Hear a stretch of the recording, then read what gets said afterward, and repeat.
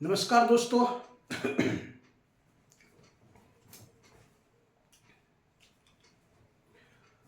लोकसभा के चुनाव से संबंधित मेरा वीडियो जो आपके पास आ रहा है उसमें आपका सपोर्ट मुझे बहुत अच्छा मिल रहा है। इसके लिए आप सभी का मैं शुक्रिया अदा करता हूँ, शुक्रगुजार हूँ। इस तरह का वीडियो हम आपकी सेवा में रख रहे हैं ताकि आपको बूथ पर, मतदान केंद्र पर किसी प्रकार की समस्या नहीं हो।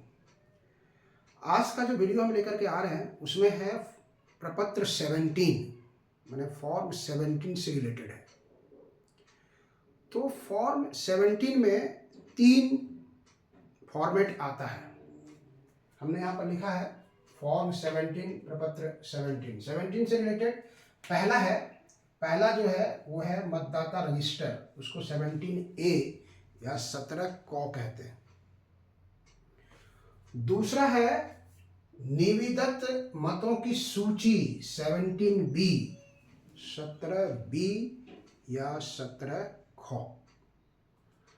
और तीसरा है रिकॉर्ड किए गए मतों का लेखा 17C या 17 ग। मतलब 17 के नंबर पर 3 फॉर्मेट हमारे पास हैं। एक है 17A या 17 क मतदाता रजिस्टर, ये P2 के पास रहेगा। मतदान अधिकारी सेकेंड या द्वितीय मतदान अधिकारी या सेकेंड पोलिंग ऑफिसर के पास रहेगा।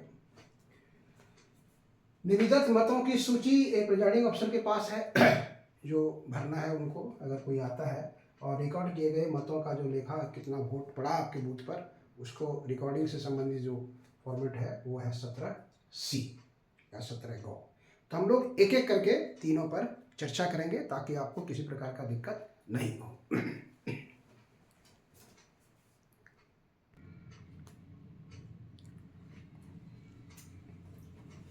अब हम लोग आते हैं 17A मतदाता रजिस्टर के बारे में। ठीक है, तो मतदाता रजिस्टर जो रहेगा, मतदाता रजिस्टर का प्रभारी आप में से P2 होता है, द्वितीय मतदान अधिकारी। उसका जो फॉर्मेट रहता है, जो डमी पेपर में दिखाया जाता है या दिखाया गया है, आपके पास भी ट्रेनिंग में बताया गया होगा, वो इस ढंग से कॉलम रहता है। देखिए, हमने यहाँ बताया मतदाता रजिस्टर 17A या 17 क। क्रम संख्या, निर्वाचक नामावली में निर्वाचक की क्रम संख्या कितना, वोटर लिस्ट में वोटर का सीरियल नंबर कितना है, और वो वोटर जब आता है P2 के पास तो पहचान के सबूत में कौन सा दस्तावेज प्रस्तुत कर रहा है वो होगा यहाँ पर। फिर वो अपना वो हस्ताक्षर करेगा या अंगूठे का निशान लगाएगा, और फिर यहाँ पर कुछ अभियुक्ति है, रिमार्क्स है, जो लिखने की जरूरत होगी तो लिखा जाता है, नहीं तो खाली रहता है। ठीक है, तो मतदान शुरू करने के पूर्व P2 का ये कर्तव्य होता है कि सबसे पहले जब मॉक पोल वगैरह समाप्त हो गया और रियल वोटिंग स्टार्ट होने जा रहा है, पहला वोटर प्रवेश करने जा रहा है, उसके पहले आप यहाँ पर लिख दें कि वास्तविक मतदान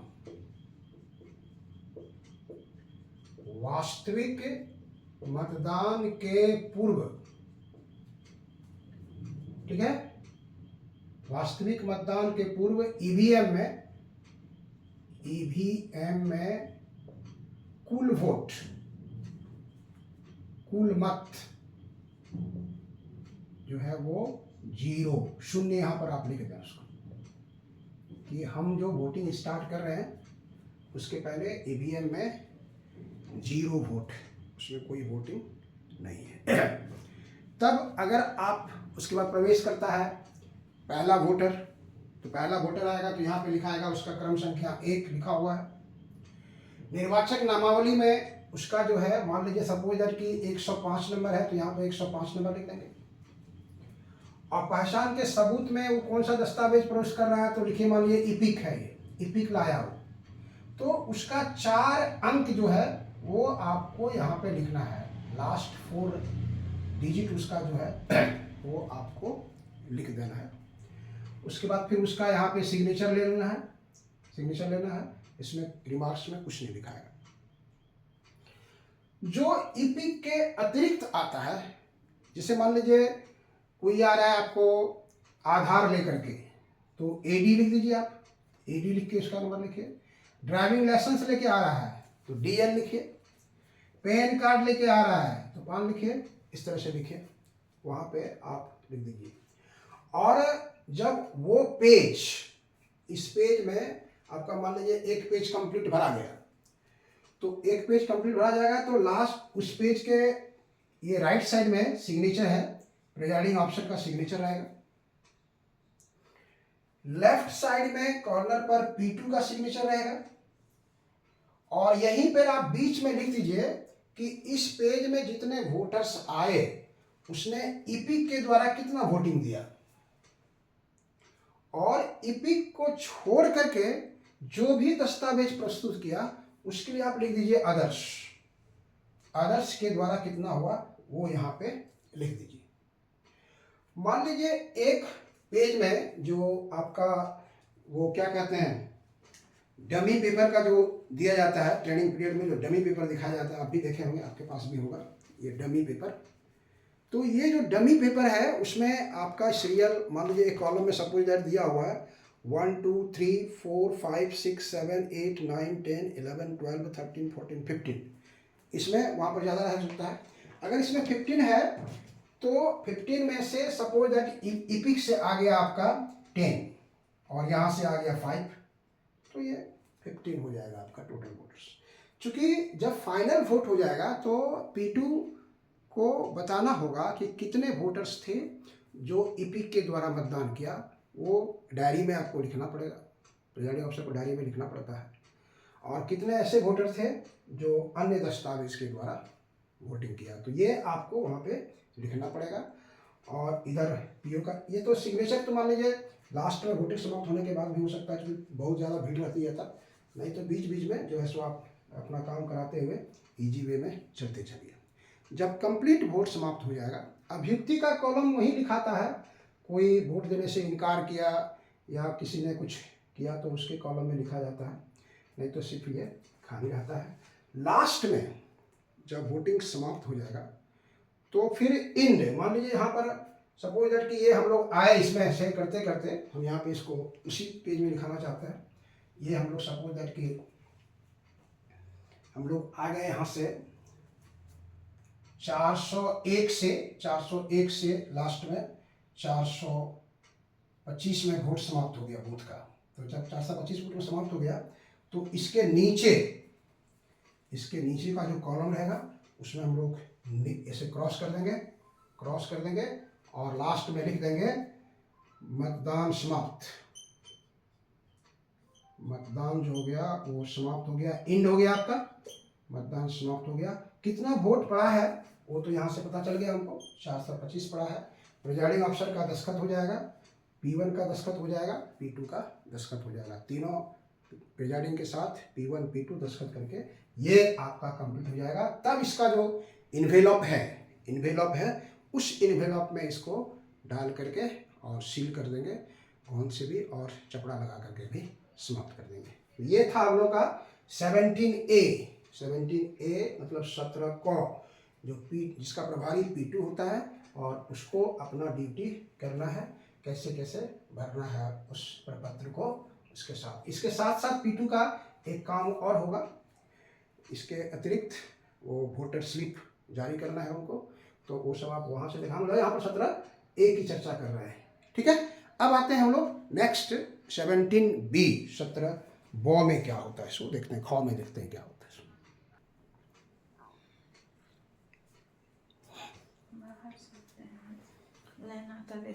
अब आते हैं हम लोग फॉर्म 17B, जिसको हम लोग कहते हैं निविदत मतों की सूची। 17B या 17 ख क्या है आप जानते हैं पहले से। निविदत मत पत्र क्या होता है आप जानते हैं इसको, निविदत मत क्या होता है ये भी आप जानते हैं। सिर्फ यहाँ पे हम चर्चा करेंगे उस फॉर्मेट को भरा कैसे जाएगा अगर कोई स्थिति ऐसा उत्पन्न होती है तो। कोई वोटर्स अगर बूथ पर पहुंचता है वोट देने के पहले, लेकिन उसे पता चलता है कि उसके नाम पर किसी ने पहले ही वोट डाल दिया है, तब वो निविदत मतपत्र के लिए वो वोट कर सकता है, अपना मत डाल सकता है। इसलिए उसका जो फॉर्मेट होता है पीठासीन पदाधिकारी के पास रहता है, उस फॉर्मेट का प्रारूप इस तरह से मिलेगा आपको। देखिए लिखा रहेगा खाली जगह पर, यहाँ पर खाली जगह है, ब्लैंक है, विधानसभा निर्वाचन क्षेत्र से, फिर ब्लैंक है, लोकसभा निर्वाचन क्षेत्र के लिए निर्वाचन। तो आपको ये नहीं समझना है कि लोकसभा का निर्वाचन है तो लोकसभा ही हम लोग भरेंगे, विधानसभा को छोड़ देंगे, सो बात नहीं। एक लोकसभा में 6 से 7 विधानसभा का क्षेत्र आता है, तो आपका बूथ जिस विधानसभा में है वहाँ का नाम और नंबर लिख दीजिए। हर लोकसभा का अपना नंबर है और उसका नाम है। हर विधानसभा का निर्वाचन आयोग ने एक नंबर दिया है और अपना उसका नाम है। तो उस जिस विधानसभा में आपकी ड्यूटी पड़ी है उस विधानसभा का नंबर कितना है और नाम क्या है वो आप यहाँ लिखिए। जिस लोकसभा का आप इलेक्शन करवा रहे हैं उसका नंबर कितना है और उसका नाम क्या है यहाँ लिखिए। उसके बाद चले आइए, मतदान केंद्र की संख्या और नाम, आपके बूथ का नंबर कितना है और नाम क्या है वो यहाँ लिखिए। निर्वाचक नामावली के भाग संख्या, वोटर लिस्ट जो आपको मिलेगा उसमें भाग संख्या लिखा हुआ रहता है, तो उसका नंबर आप यहाँ लिख दीजिए। उसके बाद एक उसके नीचे फॉर्मेट है, क्रम संख्या, निर्वाचक का नाम। जैसे मान लीजिए एक वोटर आया कोई जिसके बदले में कोई वोट डाल दिया है, तो कहेगा कि हम आए हैं तो मेरे आपका ये काम है, आपने उसको पकड़ नहीं पाया, हमारे बदले में हम तो वोट डालेंगे ही। तो यहाँ पे क्रम संख्या 1 हो जाएगा, यहाँ पे क्रम संख्या 1 हो जाएगा। उसका नाम यहाँ लिखा जाएगा, क्या नाम है सो जो वोट देने के लिए आया है। निर्वाचक नामावली में निर्वाचक की क्रम संख्या कितनी है, वोटर लिस्ट में उसका क्रम संख्या कितना है, तो यहाँ पर उसका लिखाएगा।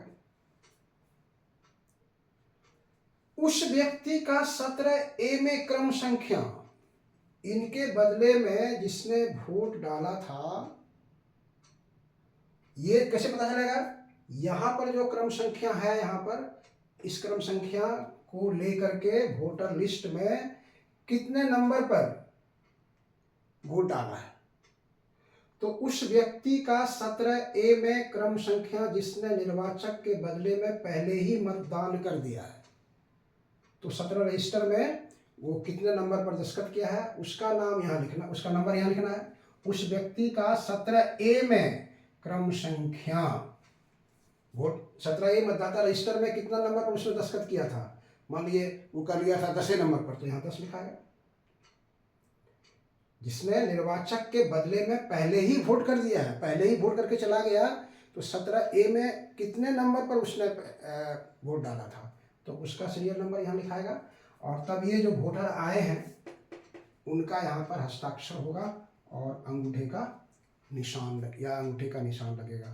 तब पीठासीन पदाधिकारी उनको एक निविदत जो बैलेट पेपर के द्वारा वोट दिला जाएगा उसको निविदत मत पत्र देंगे और तब उसको वो डालेंगे। उसके लिए फिर भर के आएंगे, लिफाफा में आएंगे उनके साथ, और ये दोनों मिल करके फिर इंक्लूड होगा उसके साथ। इस फॉर्मेट के नीचे पीठासीन पदाधिकारी का हस्ताक्षर होगा, पीठासीन पदाधिकारी का हस्ताक्षर होगा और यहाँ पे डेट पड़ेगा। पीठासीन पदाधिकारी अपना हस्ताक्षर करेंगे और अपना बूथ का नंबर यहाँ पर डाल देंगे, बूथ का जो वोटिंग वो डालेंगे क्या स्टाम्प वो है डाल देंगे, और यहाँ पर डेट तो आप जान ही रहे हैं, जिस तारीख को आप मतदान करा रहे हैं उसका यहाँ नंबर आएगा। तो ये था हम लोग का निविदत मतपत्रों की सूची फॉर्म 17B, और सबसे ज़्यादा इम्पोर्टेंट जो है वो है 17C, उसकी चर्चा हम लोग करते हैं एक बार।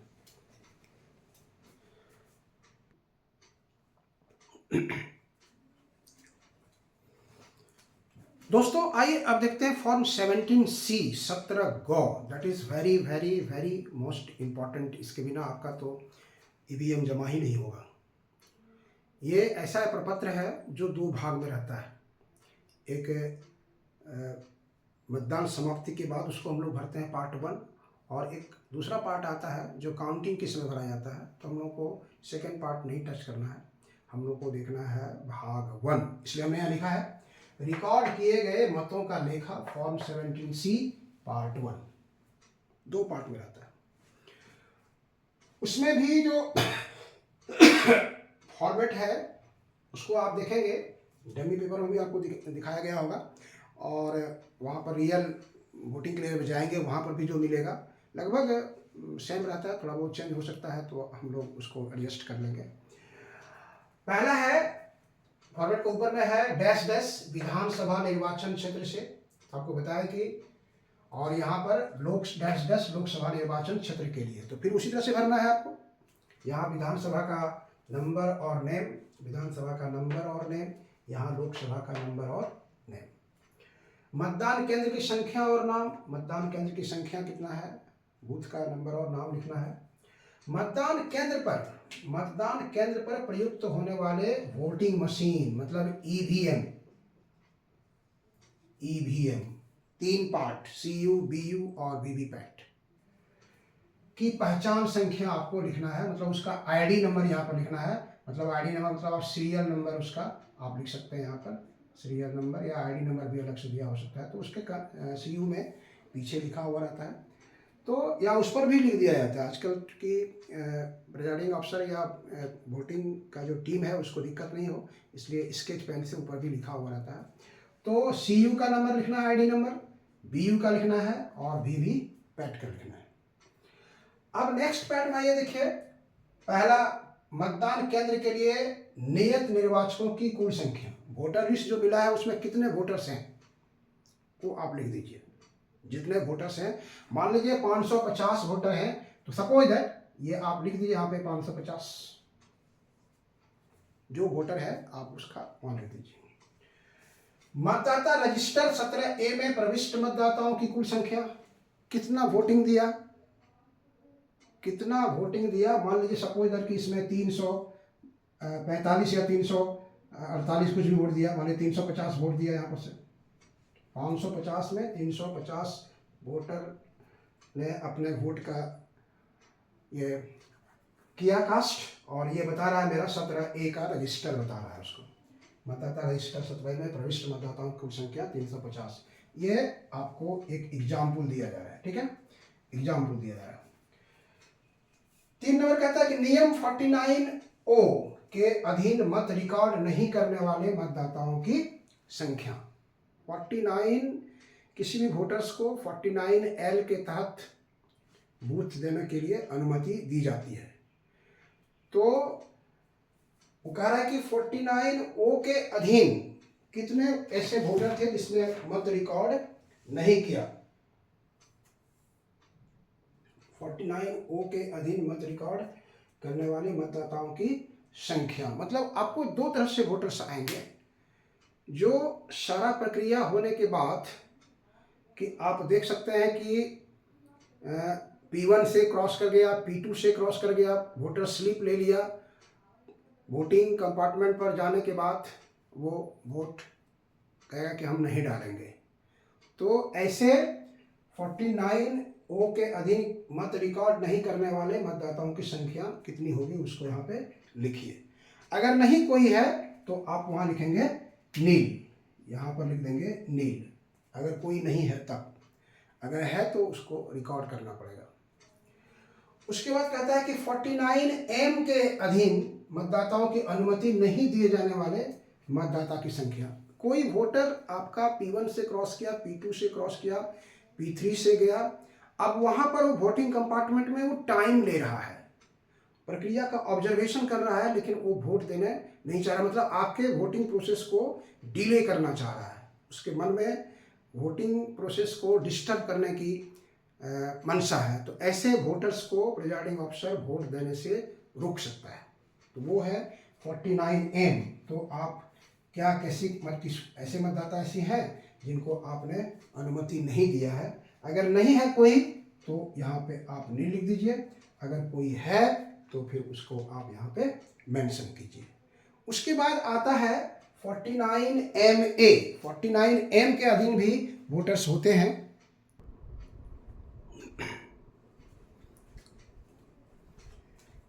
नेक्स्ट नंबर 5 में है 49MA के तहत रिकॉर्ड किए गए परीक्षण मत। 49M के अधीन कौन सा वोट होता है? Test vote. अगर कोई वोटर वोटिंग कंपार्टमेंट में गया, उसने वोट कास्ट किया और वीवीपैट से ऑब्जर्व किया, तो देखा क्या कि हमने जिस अभ्यर्थी को वोट डाला है उसको वोट कास्ट नहीं हुआ, तो उसकी वो शिकायत करेगा। तो ऐसे वोट को दोबारा कास्ट करना पड़ता है आपको। मतलब दोबारा कास्ट नहीं कर सकते हैं उसके बाद, तो पूरा मशीन ही चेंज हो जाएगा। अगर ऐसी समस्या आती है और वोटिंग पूरा ही मशीन ही चेंज क्या हो जाएगा, मतलब पूरा वोट प्रोसेस वो वहाँ का बूथ कैंसिल हो सकता है। टेस्ट वोट का मतलब अगर नहीं किसी का अभ्यर्थी को मिला, इसका टेस्ट पहले ही मॉक पोल के समय ही हो जाता है, बाद में इस तरह की समस्या नहीं के बराबर उत्पन्न होती है। अगर ऐसी समस्या उत्पन्न होती है तो फिर वो बूथ निश्चित रूप से कैंसिल हो जाएगा। तो ऐसे टेस्ट वोट जो 49M के तहत दिया जाता है, तो चूंकि वो वोट क्या है कि उसमें ऑब्जर्व किया है, वो खुलेआम उसको देखा है, इसलिए ऐसे वोट्स को हम लोग घटा देते हैं। तो आइए देखें यहाँ से हम लोग क्या लिख रहे हैं। घटाने की आवश्यकता होगी। घटाए जाने वाले परीक्षण मतों की कुल संख्या आपको लिखना है कितना है, और 17A मतदाता रजिस्टर में उसका क्रम संख्या कितना था जिसने इसकी शिकायत की थी, तो वो आपको मेंशन करना होगा यहाँ से। अगर नहीं है तो यहाँ पर हम लोग सीधे लिख देंगे नॉट एप्लीकेबल या नील, हमारे लिए ये एप्लीकेबल नहीं है। तो फिर अगर ऐसा होता है तो अभ्यर्थी जिनके लिए परीक्षण मत डाले थे, उसने किसी पार्टी को वोट डाला और ऐसा हुआ, तो किसका था वो, उसका क्रम संख्या अगर 1 है तो 1 लिखाएगा। फिर कैंडिडेट का नाम जो इलेक्शन फाइट कर रहा था, और फिर मतों की संख्या इतना जो है वो हम लोग माइनस करना पड़ेगा उसमें से। इसलिए अगर ऐसी घटना नहीं होती है तो हम लोग यहाँ 49M के तहत में ही यहाँ पर लिख देंगे नॉट एप्लीकेबल। तो नॉट एप्लीकेबल लिख दें, इसका मतलब हमको इस सबको भरने की जरूरत नहीं है। 6 नंबर में आइए, वोटिंग मशीन में रिकॉर्ड किए गए मतों की कुल संख्या। जो CU है, आप टोटल बटन दबाइए लास्ट में, जो मतदाता 17A का जो रजिस्टर बता रहा है वो कितना वोट है उसको आप यहाँ लिखिए। जैसे हम वहाँ चर्चा कर रहे थे 350 की, नहीं 350 की चर्चा कर रहे थे, तो यहाँ 350 लिखाएगा, 350 लिखाएगा। क्रम संख्या 2 - 3 - 4, तो 2 में था आपका कितना 350, यहाँ पे 3 में है 49O माइनस करना है, 4 में है 49M माइनस करना है। तो दोनों को माइनस करने के बाद का जो संख्या है, क्या 350 आती है या इसमें कोई त्रुटि है, मेल खाती है अथवा कोई त्रुटि है। अगर कोई त्रुटि नहीं है तो यहाँ लिख देंगे हम लोग मेल खाती है, मेल खाती है, यहाँ से लिख देंगे। 49P के अधीन निविदत मतपत्र जारी किए गए मतदाताओं की संख्या। तो देखिए यहाँ पर हम लोग देखें क्या क्या, एक 49L, 49MO, 49MA और एक होता है 49P। ये जनरल वोटर्स को अनुमति देना है, ये दोनों आप समझ रहे हैं। 49P के तहत टेंडर वोट जारी किया जाता है। टेंडर वोट, जो आप वो टेंडर वोट देंगे किसको, टेंडर वोट किसको देंगे आप जान रहे हैं उसको, इसके बारे में पहले भी आपको बताया गया है। आप देखते हैं कि अगर उनका वोट कोई दे चुका है पहले से, तो वो टेंडर वोट से अपना वोटिंग करेंगे। तो उनको 49P के तहत आप कितने वोटर्स को ऐसे दिए हैं, अगर कोई ऐसा प्रॉब्लम नहीं आता है तो वहाँ पर आप नील लिख देंगे। अगर कोई ऐसा आता है तो फिर आपको जो 20 टेंडर वोट मिलता है उसका आपको ब्यौरा देना होगा। किस प्रकार का ब्यौरा देना होगा, आइए आपको दिखाते हैं।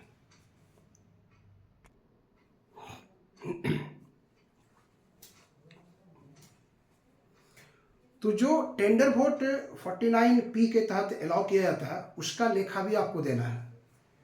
निविदत मतपत्रों का लेखा कुल क्रम संख्या से कम से कम आपको 20 की संख्या में ये मिलेगा, आप याद रखेंगे। तो जैसे 20 मिलता है तो यहाँ पर लिखिए 20 और यहाँ पर इसका सीरियल नंबर लिख दीजिए 0001 से 00020। अगर मान लीजिए हम अपने एक उदाहरण देते हैं कि जो रहेगा आपको यहाँ से उसको लिख देंगे। प्रयोग के लिए कितना प्राप्त मिला आपको 20। सीरियल नंबर कहाँ से कहाँ तक था यहाँ लिख दिए। निर्वाचकों को जारी किए गए, अब क्या बूथ पर ऐसा कोई आया कैंडिडेट जिसने ये किया कि चैलेंज हो करके अपना वो वोट डाला, अगर कोई आता है तो फिर कितना आपने डाला उसका संख्या यहाँ लिखना है और फिर उसका सीरियल नंबर यहाँ देना है। अगर कोई नहीं आता है तो फिर हम लोग नील लिख देंगे। फिर है अप्रयुक्त और वापस किए गए। अगर 20 में से 2 आपने प्रयोग किया तो वापस कितना हो जाएगा 18 और सीरियल नंबर यहाँ लिख देंगे उसका। और अगर ये नील आया तो ये भी 0000 और ये भी नील लिखाएगा। कोई वापस हमने वापस करने वाला क्या होगा तब ये टोटल सेम चीज आ जाएगा 20 और ये हो जाएगा 0001 से 00020। ये हमने टोटल का टोटल वापस कर दिया अगर हमने कोई इशू नहीं किया है तो। उसके बाद आएगा आपको पेपर सील का लेखा। पेपर सील जो ईवीएम को आप सील किए हैं, सीयू को आप सील किए हैं, उसका जो paper seal, green paper seal आपको 3 से 4 की संख्या में मिलेगा। तो आपको शुरू में आपको हमने वीडियो बताया था कि CU, BU, VVPAT, green paper seal, special tag और पिंक पेपर सील, ये सब का जो सीरियल नंबर है उसको आप अपनी डायरी में शुरू में ही नोट कर लेंगे और फिर जिसको आप सीलिंग प्रोसेस में लगाते हैं उसको भी आप घेर देंगे कि इसका हमने यूज किया, ताकि यहाँ रिकॉर्ड करते समय आपको ध्यान। नहीं तो फिर कोई पदाधिकारी ऐसे होते हैं जो इसने नोट ही नहीं किया तो कितना नंबर का लगाया कुछ पता ही नहीं चलता है, तो फिर बहुत सा टेंशन होने लगता है। इसलिए इजी वे में आप इसको सारा नोट कर लेंगे। प्रदाय की गई पेपर सील कितना मिला आपको, मान लीजिए सबको 4 मिला। कितना सीरियल नंबर था यहाँ लिखिए 001 से 0004। ये प्रयुक्त की गई पेपर सील की संख्या कितना हमने यूज किया 1। कौन सा किया हमने 001 को यूज कर दिए, 01 कर दिए। वापस की गई पेपर सील की संख्या कितना हो गया 3। कहाँ से कहाँ तक तो 0002 से 0004 तक। तो 2 3 4 ये हमने 3 वापस कर दिया इसके साथ। तो टेंडर वोट का भी लेखा देना है आपको और पेपर सील का भी आपको लेखा देना है।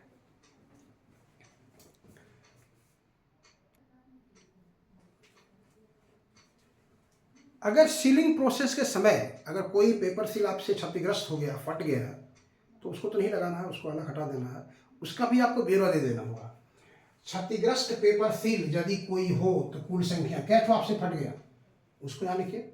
अगर कोई नहीं फटा है तो हम लोग फिर यहाँ नील कर देंगे और फिर यहाँ पर यह क्रॉस हो जाएगा। अगर कोई फटा है तो उसका भी चर्चा आपको देना होगा।